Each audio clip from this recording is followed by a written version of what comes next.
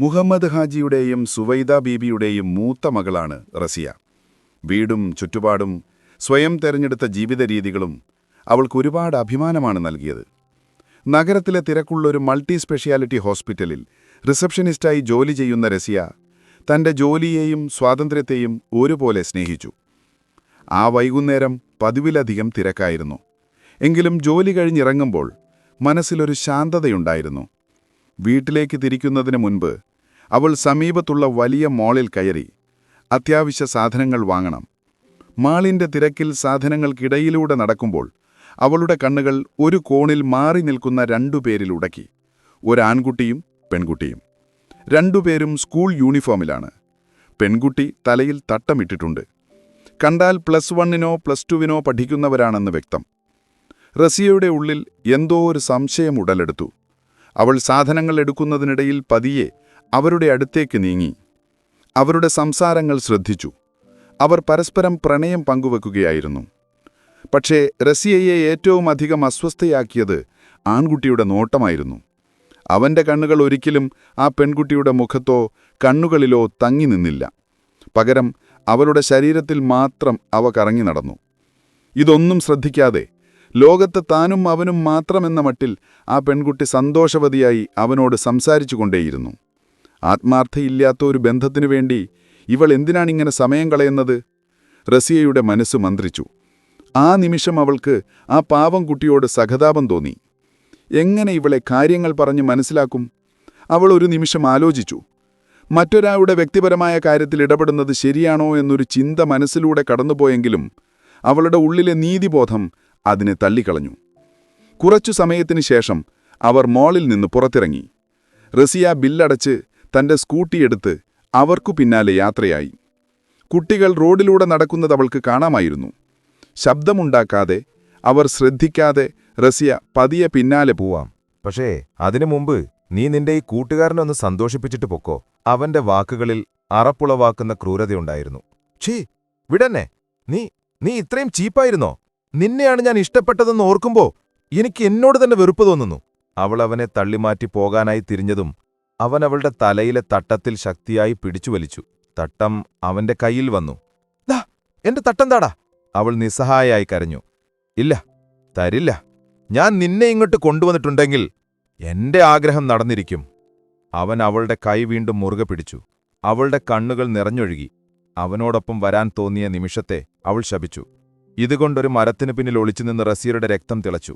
ഒരു നിമിഷം പോലും പാഴാക്കാതെ അവൾ അവർക്കിടയിലേക്ക് പാഞ്ഞെത്തി. ദാ വിടടാ. അവളുടെ അപ്രതീക്ഷിത ശബ്ദം കേട്ട് രണ്ടുപേരും ഒഴുപോലെ ഞെട്ടി. അനീഷ് തിരിഞ്ഞതും റസിയുടെ കയ്യിലിരുന്ന ബാഗ് അവന്റെ തലയ്ക്ക് കുറുകെ വന്നു. ഞെട്ടലിൽ നിന്ന് മുക്തനാവുന്നതിനു മുമ്പ് അവൻ നിലത്ത് വീണു. നിന്റെ കയ്യിലിരിപ്പ് ഇതാണോ? അക്ക പാച്ചൂടാകുമ്പോ എന്താ അവസ്ഥ? റസിയുടെ സ്വരം അഗ്നി പോലെ ജ്വലിച്ചു. നീ ആരാടി? ദേഷ്യത്തിൽ അവൻ ചോദിച്ചു. ഛീ, നീ എന്ന് വിളിക്കാൻ നിന്റെ മടിയിൽ ഇത്രയാണോടാ എനിക്ക് പേരിട്ടത്? ദേ, മര്യാദയ്ക്ക് പൊക്കോ, അല്ലെങ്കിൽ നിനക്ക് ഇവളുടെ അവസ്ഥ വരും. പറഞ്ഞേക്കാം. പെട്ടെന്ന് റസിയുടെ കൈ അവന്റെ കരണം നോക്കി പൊളിച്ചു. എന്തു പറഞ്ഞടാ? അമ്മയെയും പെങ്ങളെയും തിരിച്ചറിയാൻ കഴിയാത്ത ചെറ്റേ. ഡീ, നിന്നെ ഞാൻ... അവൻ അവൾക്ക് നേരെ കൈ ഉയർത്തിയതും അവൾ അവന്റെ കൈ പിടിച്ചു പിന്നിലേക്ക് തിരിച്ചു. ആ! അവൻ വേദനയോടെ അലറി. ദീ കൊച്ചേ, നിനക്ക് എന്തെങ്കിലും ഇവന് കൊടുക്കാനുണ്ടെങ്കിൽ കൊടുക്ക്. റസിയ വേദന കൊണ്ട് പുളയുന്ന അവനോട് പറഞ്ഞു. ഷാഹിനെ വിറയ്ക്കുന്ന കാലുകളോടെ അടുത്തേക്ക് വന്ന് അവന്റെ കരണം നോക്കി ഒന്ന് പൊട്ടിച്ചു. ഇനി നീ എന്റെ പിന്നാലെ വന്നാൽ എന്റെ കൈയിന്റെ ചൂടറിയും നീ. പറഞ്ഞേക്കാം. അത്ത അപ്പോ എങ്ങനെയാ മോനെ? ഒക്കെ ഇവിടെ അവസാനിപ്പിക്കുകയല്ലേ? അവസാനിക്കണം. ഇല്ലെങ്കിൽ നീ അനുഭവിക്കേണ്ടി വരും. പറയുന്നതിനോടൊപ്പം അവന്റെ കയ്യിൽ നിന്നും തട്ടം പിടിച്ചു വാങ്ങി അവൾക്കു നൽകിയിരുന്നു. ഇനി ഇതിന്റെ പേരിൽ ഇവളോട് പ്രതികാരം ചെയ്യാൻ നിന്നാൽ അകത്താവൂ മോനെ. നീ... സംശയത്തോടെ നോക്കുന്ന അവർക്ക് നേരെ തന്റെ ഫോൺ നീട്ടി റസിയ തുടർന്നു. നീ ഇത്രയും നേരം കാണിച്ചുകൂട്ടിയതൊക്കെ എന്റെ ഫോണിൽ റെക്കോർഡാണ്. ഇനി നീ പ്രശ്നമുണ്ടാക്കിയാൽ ഇത് ഞാൻ പോലീസിന് കൈമാറും. പിന്നെ എന്താ ഉണ്ടാവുക എന്ന് മോന് ചേച്ചി പറഞ്ഞു തരേണ്ടല്ലോ, അല്ലേ? ഓക്കെ, ഇവിടെ കൊണ്ട് അവസാനിപ്പിക്കുക. മോളെ, നീ വാ. റസിയ അവളെയും കൂട്ടി വേഗത്തിൽ റോഡിലേക്ക് നടന്നു. റസിയയുടെ സ്കൂട്ടിക്ക് പിന്നിലിരുന്ന് ഷാഹിനെ കരയുകയായിരുന്നു. താങ്ക്സ് ഇത്ത. ഇത്ത വന്നില്ലായിരുന്നെങ്കിൽ അവൾക്ക് വാക്കുകൾ കിട്ടിയില്ല. ഹേയ് പോട്ടെ, കരയണ്ട. റസിയ സ്കൂട്ടി പതിയെ ഓടിച്ചുകൊണ്ട് പറഞ്ഞു. എന്താ മോളുടെ പേര്? വീട്ടിൽ ആരൊക്കെയുണ്ട്? എന്റെ പേര് ഷാഹിന. വീട്ടിൽ ഉമ്മയും ഇക്കയും മാത്രമേ ഉള്ളൂ. ഇക്ക IT കമ്പനിയിൽ വർക്ക് ചെയ്യുകയാണ്. മോൾക്ക് ജോലിയുണ്ടോ? ഇല്ല. മോളെ, മോളെ കുറ്റം പറയാൻ പറ്റില്ല. ഈ പ്രായത്തിൽ ഇതൊക്കെ തോന്നാം. പക്ഷേ ഒരു റിലേഷൻ നമ്മൾ തിരഞ്ഞെടുക്കുമ്പോൾ അവർക്ക് നമ്മളോട് എന്തുമാത്രം ആത്മാർത്ഥതയുണ്ടെന്ന് നാം അറിഞ്ഞിരിക്കണം. ഇപ്പോഴത്തെ ഈ സംഭവത്തിൽ മോളും മോളുടെ ഉമ്മയും ഇക്കയും കുറിച്ച് ഒന്ന് ഓർത്തു നോക്കിക്കേ. മോൾക്കെന്തെങ്കിലും പറ്റിയിരുന്നെങ്കിൽ അവർ എന്തുമാത്രം വേദനിച്ചേനെ. അങ്ങനെ അവർ വേദനിക്കുന്നത് മോൾക്ക് കണ്ടു നിൽക്കാനാവുമോ? റസിയുടെ വാക്കുകൾ അവളുടെ നെഞ്ചിൽ തറച്ചു. അവൾ പൊട്ടിക്കരഞ്ഞുപോയി. മോളെ സങ്കടപ്പെടുത്താനല്ല ഇത്ത പറഞ്ഞത്. ഇനി ഇങ്ങനെ എന്തെങ്കിലും മനസ്സിൽ തോന്നുമ്പോൾ ഉമ്മയെയും ഇക്കയെയും കുറിച്ച് ചിന്തിച്ചാൽ മതി കേട്ടോ. കോളേജിൽ പഠിക്കുമ്പോൾ എനിക്കും വന്നിട്ടുണ്ട് ഒത്തിരി പ്രപ്പോസൽ. പക്ഷെ അന്ന് ഞാനൊരു തീരുമാനമെടുത്തിരുന്നു. എന്റെ ഉപ്പയും ഉമ്മയും എനിക്കുവേണ്ടി കണ്ടുപിടിക്കുന്നത് ആരാണോ അയാളെ മാത്രമേ ഞാൻ സ്നേഹിക്കൂ എന്ന്. കാരണം ഞാൻ ജനിച്ചതു മുതൽ ഈ നിമിഷം വരെ എനിക്ക് വേണ്ടി മാത്രമാണ് അവർ ജീവിച്ചത്. ഇനി ജീവിക്കുന്നതും എനിക്ക് വേണ്ടിയാ. അവരെ സങ്കടപ്പെടുത്തി എനിക്കിഷ്ടമുള്ള ജീവിതം ഞാൻ തിരഞ്ഞെടുത്താൽ ജീവിതത്തിൽ ഒരിക്കലും എനിക്ക് സമാധാനം കിട്ടില്ല. ഇപ്പോൾ മോളുടെ ലക്ഷ്യം പഠിച്ചൊരു ജോലി വാങ്ങുക എന്നുള്ളതാണ്. അത് കഴിയുമ്പോൾ മോൾക്ക് ചേരുന്ന ഒരാളെ മോളുടെ ഇക്കയും ഉമ്മയും കണ്ടുപിടിച്ചു തരും. അതല്ലേ മോളെ നല്ലത്? അതേത്താ, എനിക്കിപ്പോൾ മനസ്സിലാകുന്നുണ്ടൊക്കെ. ഞാൻ കാരണം ഒരിക്കലും എന്റെ ഉമ്മയും ഇക്കയും വേദനിക്കേണ്ടി വരില്ല. Good girl. റസിയ അവളുടെ തോളിൽ തട്ടി. അപ്പോൾ നമുക്ക് പോയാലോ? എവിടെയാ മോളുടെ വീട്? മീനാഗാവിലാ? ഓക്കെ, ബാക്കി കയറിക്കോ. റസിയ പറഞ്ഞ വഴിക്ക് പോയി അവളുടെ വീടിന് മുന്നിൽ സ്കൂട്ടി നിർത്തി. ഉമ്മ, ഓൾ എത്തിയിട്ടില്ല മോനെ. ഷാഹിനയുടെ ഇക്ക ഷിയാസ് പുറത്തേക്കിറങ്ങാൻ തുടങ്ങിയപ്പോഴാണ് റസിയയുടെ സ്കൂട്ടി വീടിന്റെ മുമ്പിൽ വന്ന് നിന്നത്. ഉമ്മ, ഇക്ക! ഷാഹിന ഓടി വന്ന് ഇരുവരെയും കെട്ടിപ്പിടിച്ചു. എന്താ മോളെ, എന്തുപറ്റി? നീ എന്താ കരയുന്നത്? നീ എന്താ ലേറ്റായേ? ഇതാരാ? ഷിയാസ് ഒറ്റശ്വാസത്തിൽ ചോദിച്ചു. ഞാൻ പറയാം, എന്റെ പേര് റസിയ. ഞാൻ സർ ഹോസ്പിറ്റലിൽ റിസപ്ഷനിസ്റ്റാണ്. ഡ്യൂട്ടി കഴിഞ്ഞു വരുന്ന വഴി ഞാൻ ഷോപ്പിങ്ങിനിറങ്ങിയപ്പോൾ ബസ് സ്റ്റോപ്പിൽ വെച്ച് രണ്ടുപേരും മോളെ ശല്യപ്പെടുത്തുന്നത് കണ്ടു. പിന്നെ മോൾ ഇന്ന് വരുന്ന ബസ് ഇന്നില്ലായിരുന്നു. അതുകൊണ്ട് ഞാൻ മോളെ കൂട്ടി വന്നതാ. റസിയ ശാന്തമായി പറഞ്ഞു. ഓ താങ്ക്സ്, ഷിയാസ് പറഞ്ഞു. പടച്ചോൻ മോളെ കാക്കട്ടെ. മോള് കേറിവാ. ഉമ്മ സ്നേഹത്തോടെ റസിയയെ ക്ഷണിച്ചു. ഞാൻ പോവാ, ഇപ്പൊ തന്നെ ലേറ്റായി. വീട്ടിലെ ഉപ്പയും ഉമ്മയും തിരക്കും. ഇതാ പ്ലീസ് കേറിയിട്ട് വാ, ഒരു ചായ കുടിച്ചിട്ട് വാ, ഷിയാസ് നിർബന്ധിച്ചു. റസിയ വീട്ടിലേക്ക് കയറി. ചായ കുടിച്ചുകൊണ്ടിരുന്നപ്പോൾ ഉപ്പയെ വിളിച്ച് കുറച്ച് ലേറ്റാവുമെന്ന് പറഞ്ഞു. അല്ല, മോളുടെ വീടെവിടെയാ? തിരുപുരം, അവൾ പറഞ്ഞു. അപ്പ ശരി, വരട്ടെ. പോവാ മോളെ. ഇത്തയുടെ നമ്പർ ഒന്ന് തരാവോ? ഷാഹിന മടിച്ചു ചോദിച്ചു. അതിനെന്താ മോളെ, തരാലോ. ഇത്തയുടെ നമ്പർ സേവ് ചെയ്തോ? അവൻ റസിയ പറയുന്ന നമ്പർ സേവ് ചെയ്തു. ഫോണിലേക്കൊന്ന് വിളിക്കാമോ? റസിയ പറഞ്ഞു. അവൻ നമ്പർ ഡയൽ ചെയ്തു. ഓക്കെ, എന്താ പേര്? അവൾ ചോദിച്ചു. ഷിയാസ്, അവൻ പറഞ്ഞു. അപ്പ ശരി, പോട്ടെ. ശരി മോളെ. ഷാഹിന, പോവാ മോളെ. ശരി ഇത്ത. ഫ്രീ ആണെങ്കിൽ ഇങ്ങോട്ട് വരാലോ. അവൾ ചിരിയോട് അവരോട് യാത്ര പറഞ്ഞു. നല്ല കുട്ടി, ഉമ്മ പറഞ്ഞു. എന്നാ നമുക്ക് ഇക്കാനെക്കൊണ്ട് കെട്ടിക്കാം, എന്തേ ഉമ്മ? ഷാഹിന ചിരിയോടെ ഷിയാസിനെ നോക്കി. പോടി അവിടുന്ന്. ഷിയാസ് അവളെ തല്ലാനായി കൈയോങ്ങി. അവൾ ഓടി അകത്തേക്ക് പോയി. റസീനയും ഷാഹിനയും തമ്മിലുള്ള ബന്ധം കൂടുതൽ ദൃഢമായി.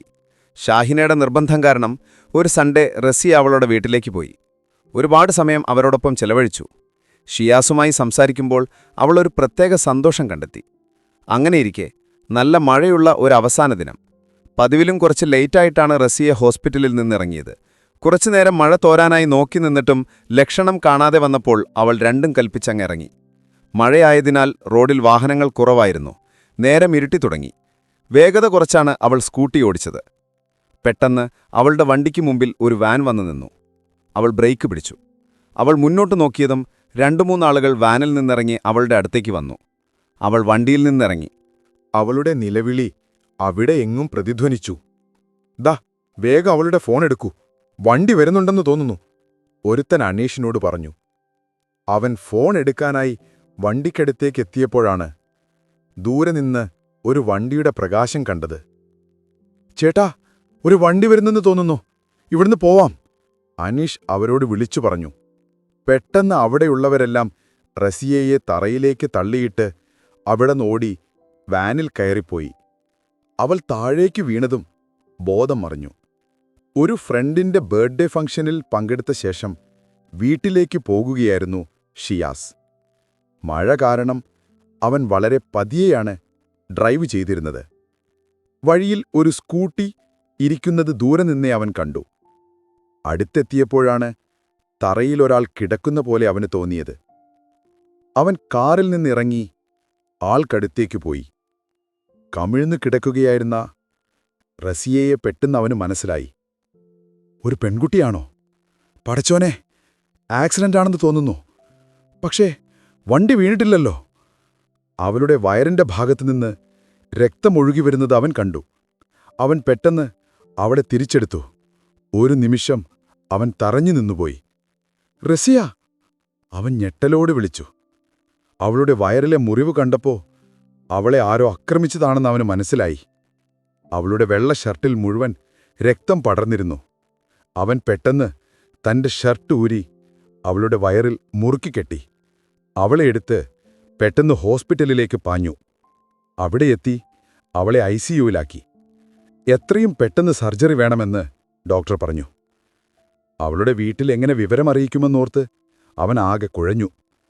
അവൻ ഡോക്ടറോട് കാര്യങ്ങളൊക്കെ പറഞ്ഞു. എന്നിട്ട് പേപ്പേഴ്സ് സൈൻ ചെയ്തു കൊടുത്തു. അവൻ വേഗം പോയി അവളുടെ വണ്ടിയിൽ നിന്നും ബാഗെടുത്ത് ഫോണെടുത്തു. നോക്കിയപ്പോ അവളുടെ ഉപ്പയുടെ 15 മിസ്ഡ് കോളുകൾ കണ്ടു. അവൻ അങ്ങോട്ട് തിരിച്ചു വിളിക്കാൻ തുടങ്ങിയതും വീണ്ടും ഉപ്പയുടെ കോൾ വന്നു. ഹലോ മോളെ, ഉപ്പ വിളിച്ചു. ഉപ്പ, ഞാൻ ഷിയാസാണ്, ഷാഹിനയുടെ ഇക്ക. മോളെവിടെ? എന്നിട്ട് ആളെവിടെ? അവൾ ചോദിച്ചു. പുറത്തുണ്ട് മോളെ. ഞങ്ങളോട് ആദ്യം മോളെ ഒന്ന് കണ്ടോളാൻ പറഞ്ഞു. അവർ പുറത്തിറങ്ങിയപ്പോൾ ഷിയാസ് അടുത്തേക്ക് വന്നു. അല്ല, ഇതെല്ലാം ഇങ്ങനെ ഷർട്ടിൽ കറ? വരുന്ന ഷിയാസിനെ നോക്കി അവൾ ചോദിച്ചു. അത് തന്റെ വയറ്റിന്ന് ബ്ലഡ് വരുന്ന കണ്ടപ്പോ എന്റെ ഷർട്ട് ഊരിയാ ഞാൻ തന്റെ വയറ്റിൽ കെട്ടിയേ. താങ്ക്സ്. അവളുടെ കണ്ണുകൾ അറിയാതെ നിറഞ്ഞു. ഏയ്, എന്താടാ ഇത്? എന്റെ ഷാഹിനമോളെ രക്ഷിക്കാൻ ശ്രമിച്ചതല്ലേ തനിക്ക് ഇങ്ങനെയൊക്കെ പറ്റിയത്? അവൾക്കു വേണ്ടിയല്ലേ താനിപ്പോ ഇത്രയും വേദന സഹിക്കേണ്ടി വന്നത്? എന്നാലും താൻ റെസ്റ്റ് എടുത്തോ. വീട്ടിലറിയരുത് തനിക്ക് പറ്റിയത്. കുറച്ച് ലേറ്റാവുന്നേ പറഞ്ഞിട്ടുള്ളൂ. എന്തായാലും അറിയുമ്പോൾ ഉമ്മയും ഷാഹിനയും തന്നെ കാണണമെന്ന് വാശി പിടിക്കും.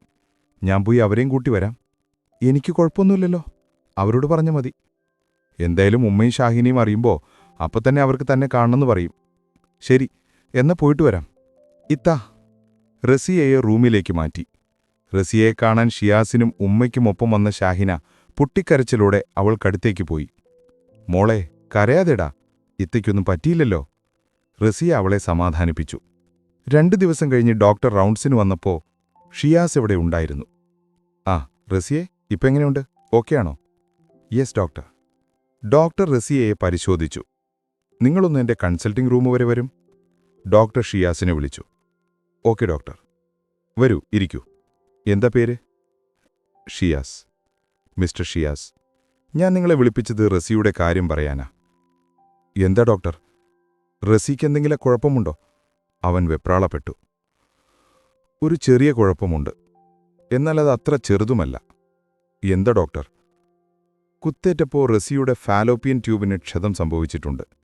അത് ഭാവിയിലായി അവൾ വിവാഹം കഴിയുമ്പോൾ ഗർഭധാരണത്തിന് തടസ്സമുണ്ടായേക്കാം. ഒരുപക്ഷേ ഗർഭം ധരിച്ചാലും അത് റസിയുടെ ജീവൻ ആപത്താണ്. ഇതൊക്കെ കേട്ടാൽ ഒരു പെണ്ണിനും സഹിക്കാൻ പറ്റില്ല. പക്ഷേ യാഥാർത്ഥ്യം അംഗീകരിച്ചേ പറ്റൂ. സാവധാനം റസിയയെ കാര്യങ്ങൾ പറഞ്ഞ് മനസ്സിലാക്കണം. ഞാൻ പറഞ്ഞത് നിങ്ങൾക്ക് മനസ്സിലാവുന്നുണ്ടല്ലോ? ഓക്കെ കേട്ട് ഞെട്ടലോടെ ഇരിക്കുകയായിരുന്നു ഷിയാസ്. ഷിയാസ്, ഡോക്ടർ വിളിച്ചു. Yes doctor. വീട്ടിൽ പോയ ശേഷം സാവധാനം റസിയയെ കാര്യങ്ങൾ പറഞ്ഞ് മനസ്സിലാക്കണം. ആ ജോലി ഞാൻ ഷിയാസിനെ ഏൽപ്പിക്കുന്നു. ഓക്കെ ഡോക്ടർ, ഞാൻ പറഞ്ഞോളാം.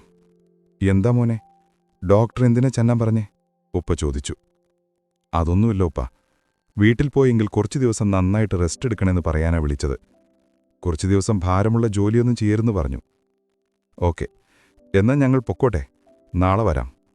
ഷിയാസ് വേഗം അവിടുന്നിറങ്ങി. അധികം നേരം അവിടെ നിന്നാൽ തന്റെ നിയന്ത്രണം വിട്ടുപോകുമെന്നവന് തോന്നി. വീട്ടിൽ പോയി ആർക്കും മുഖം കൊടുക്കാതെ മുറിയിൽ കയറി വാതിലടച്ച് അവൻ കുറേ നേരമിരുന്നു. അവന്റെ മനസ്സു മുഴുവൻ റസിയായിരുന്നു. അവന്റെ കണ്ണുകൾ ഒരു നിമിഷം നിറഞ്ഞൊഴുകി. തന്റെ പെങ്ങൾക്കു വേണ്ടി ഒരു പെണ്ണിന്റെ ജീവിതത്തിലെ ഏറ്റവും വലിയ സന്തോഷം അവൾക്ക് നഷ്ടപ്പെടുത്തേണ്ടി വന്നിരിക്കുന്നു. ഇതറിഞ്ഞാൽ അവൾ എങ്ങനെ സഹിക്കും? ഷിയാസിന്റെ മനസ്സ് നീറി. ഒരാഴ്ച കഴിഞ്ഞ് റസിയ ഡിസ്ചാർജ് ചെയ്തു. ഡോക്ടർ പറഞ്ഞ കാര്യം ഷിയാസ് ആരോടും പറഞ്ഞില്ല. ഇടയ്ക്കൊക്കെ ഷിയാസ് ഉമ്മയെയും ഷാഹിനയെയും കൂട്ടി റസിയയെ കാണാൻ വരുമായിരുന്നു. റസിയ ഹോസ്പിറ്റലിലായതിന്റെ പിറ്റേന്ന് ഷിയാസ് അനീഷിനും റസിയയെ ആക്രമിച്ചവർക്കുമെതിരെ പോലീസിൽ പരാതി നൽകിയിരുന്നു. റസിയയുടെ ഫോണിലെ വീഡിയോയും പോലീസിന് കൈമാറി. പോലീസ് അവരെ അറസ്റ്റ് ചെയ്തു.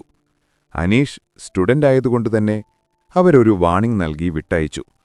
റസിയയുടെ മുറിവൊക്കെ ഉണങ്ങി. അവൾ ജോലിക്ക് പോകാൻ തുടങ്ങി.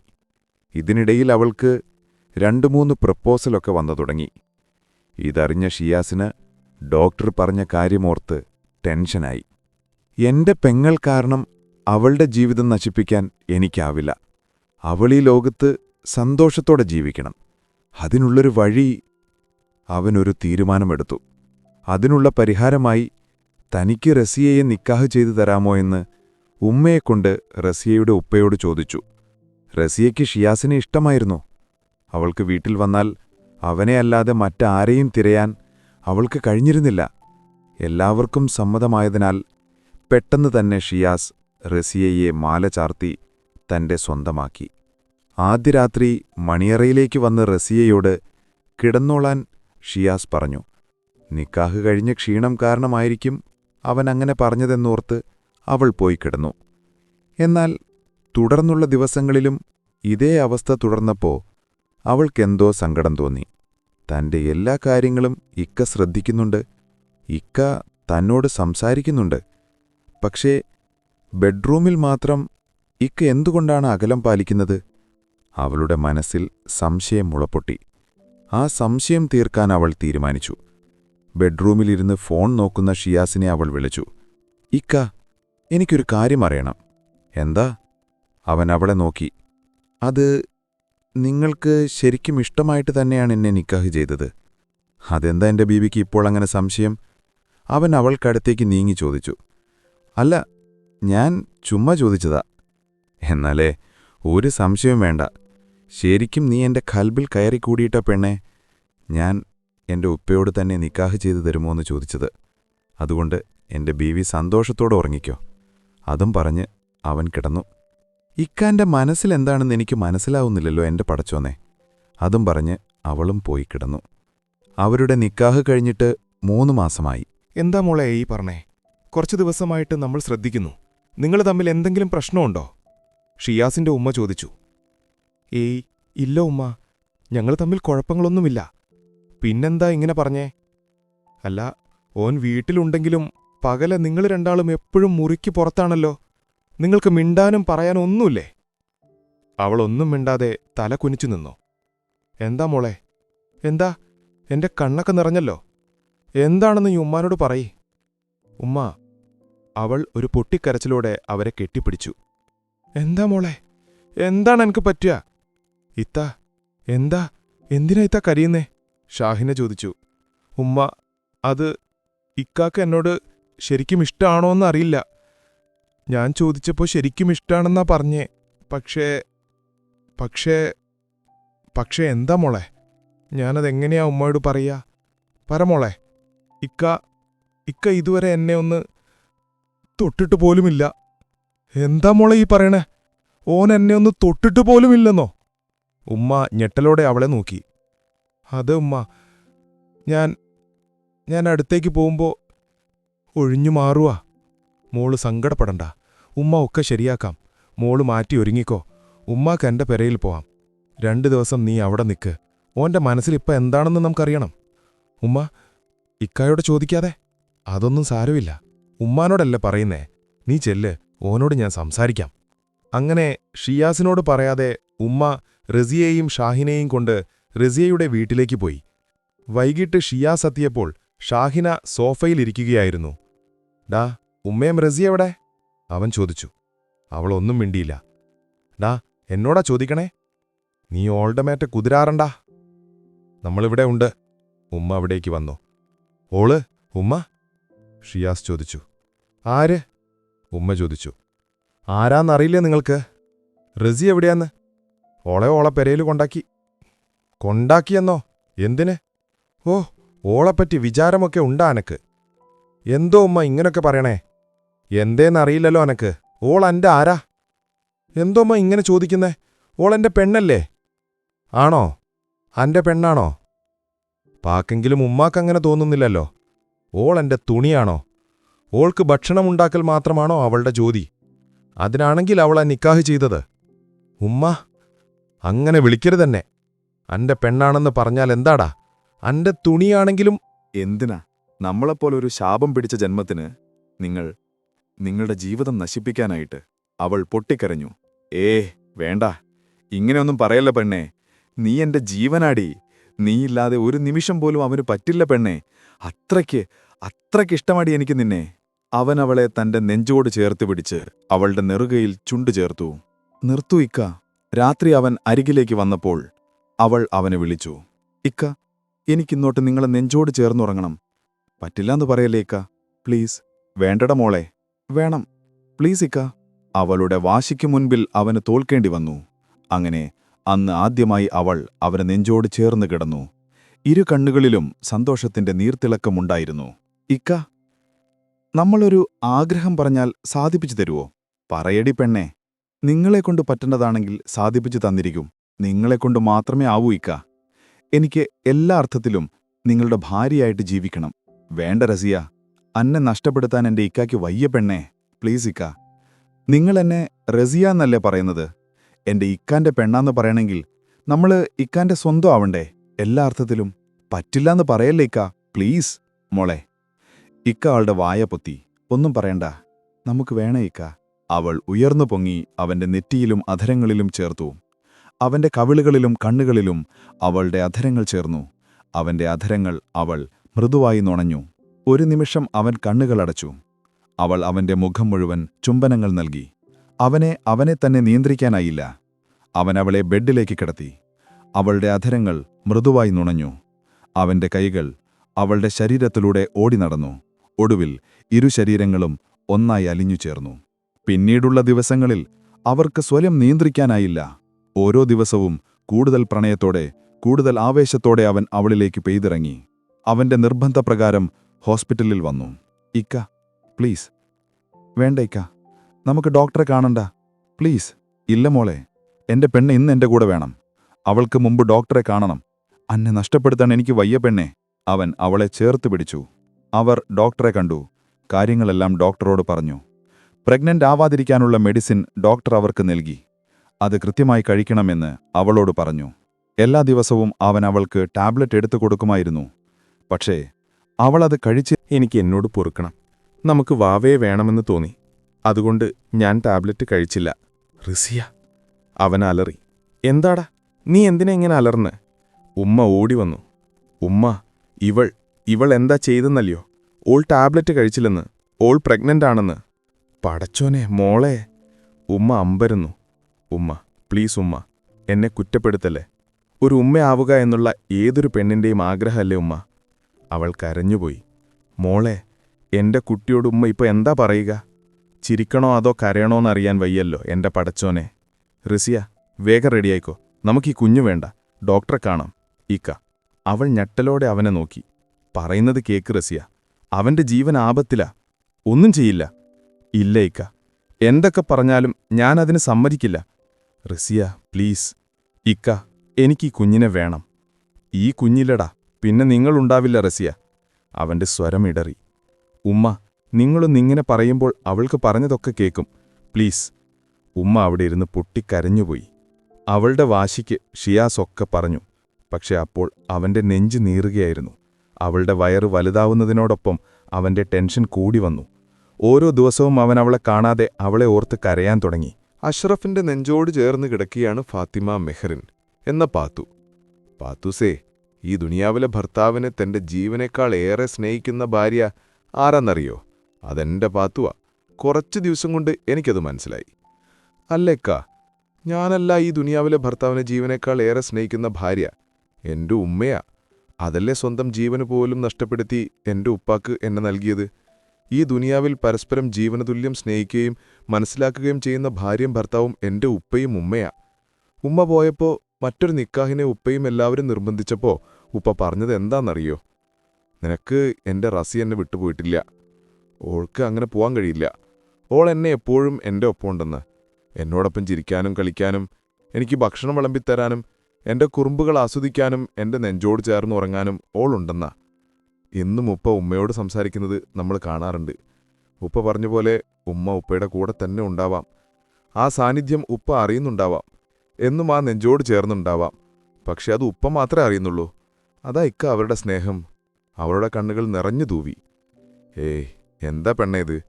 അവൻ അവളെ തന്റെ നെഞ്ചോട് ചേർത്ത് പൊതിഞ്ഞു പിടിച്ചു. അവൾ അവനെ നെഞ്ചോട് ചേർന്ന് കിടന്നു. അതെ, യഥാർത്ഥ പ്രണയം അങ്ങനെയാണ്. അതിന് മരണമില്ല. അതിന്നും തങ്ങളുടെ പ്രിയപ്പെട്ടവർക്കൊപ്പമുണ്ടാകും, ഒരു നിഴൽ പോലെ.